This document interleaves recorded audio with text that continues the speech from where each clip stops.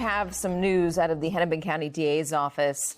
The office there believes that it does have the jurisdiction to bring charges against the ICE agent despite the supremacy clause.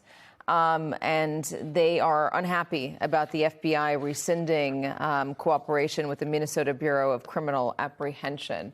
Joining us now, Lieutenant Governor of Minnesota, Peggy Flanagan. So if Hennepin County believes that they do have the jurisdiction to bring charges against the ICE agent, do you believe they should?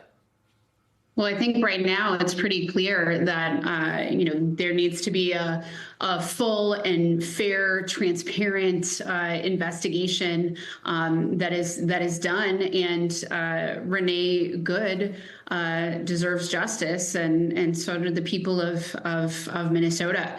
And so I know that our Minnesota Attorney General is taking this incredibly seriously. And, the governor, again, has called for fair and transparent investigation, and that should be the expectation. And I think, the FBI has stopped working with the Bureau of Criminal Apprehension, and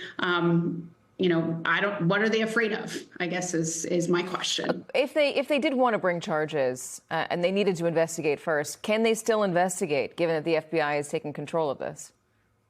I mean, I think, we should be honest that it is more difficult, certainly, to pursue charges without the cooperation of the FBI. It becomes really, really difficult. But, I think people are certainly calling for transparency and calling for justice, as they should, right? This is out of the ordinary, right? That, that the FBI would shut out the BCA. And so, I think people deserve to know the truth, especially when, right, we see with our own eyeballs, right, the video footage of Renee Good being shot and killed by an ICE agent from multiple angles. And, what's coming out of Donald Trump and Kristi Noem, which I think is frankly just peddling lies and untruths and trying to disparage the memory of, this mother who was shot and killed in our community. What exactly would the Bureau of Criminal Apprehension, the or BCA, be doing if they were still involved? How would they be assisting or working with the FBI? I mean, this is something I think that, has happened in countless former investigations. And this is, they work in partnership all the time. So this is, again, just being very clear that we need to ensure transparency in this case. Minnesotans deserve that.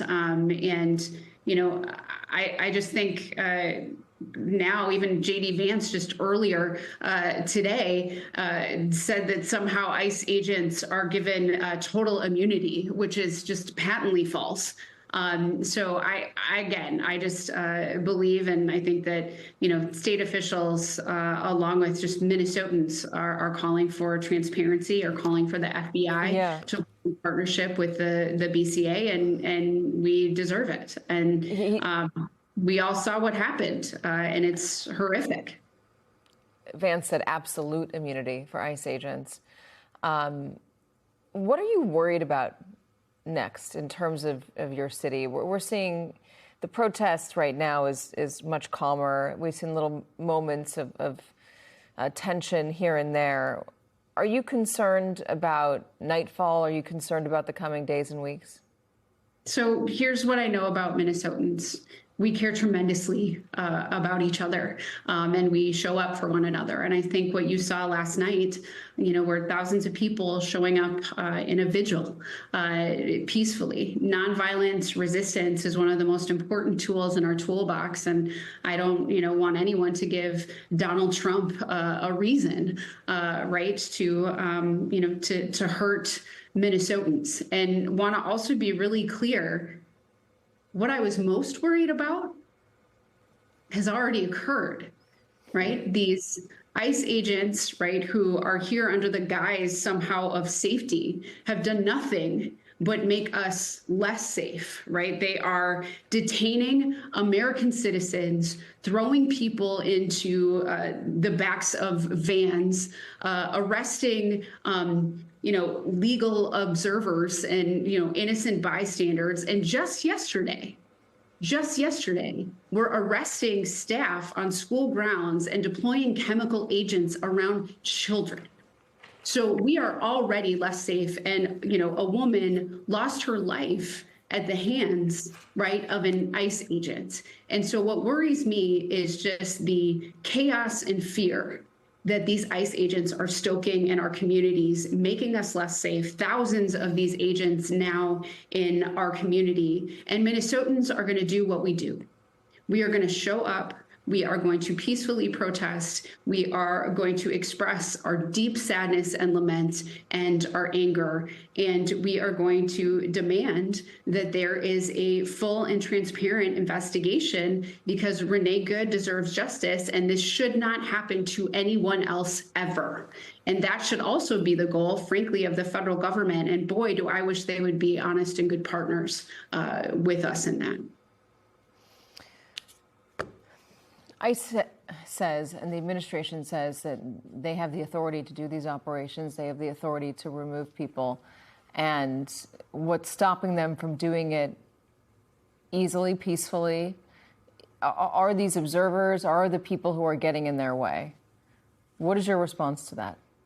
My response to that is that is absolutely our legal right. And thank God there were multiple people who were filming this interaction, so that the story that they are trying to whip up, the story that they are trying to tell, we can see is false, right? And so these legal observers, folks who've been trained up in community to make sure that these folks, cannot just move through our community with impunity. What they are doing is unconstitutional. And of course, right, when they're engaging in this kind of behavior, of course they want to discourage people from videotaping and telling the truth and calling it out. But I know Minnesotans, I know our people, and we give a damn about each other. And these are folks who are showing up from, all different communities across lines of difference. Clergy, moms, grandmas, veterans who are saying, not on our watch, not in our community. Can you just come and terrorize entire groups of people, right? This was done under the guise of safety, right? And now what we can see over and over again is literally making us less safe. For goodness sakes, Minneapolis public schools are closed today because of what occurred. It's outrageous, and it has to stop. Lieutenant Governor Peggy Flanagan, thank you very much for joining us. Thanks, Katie.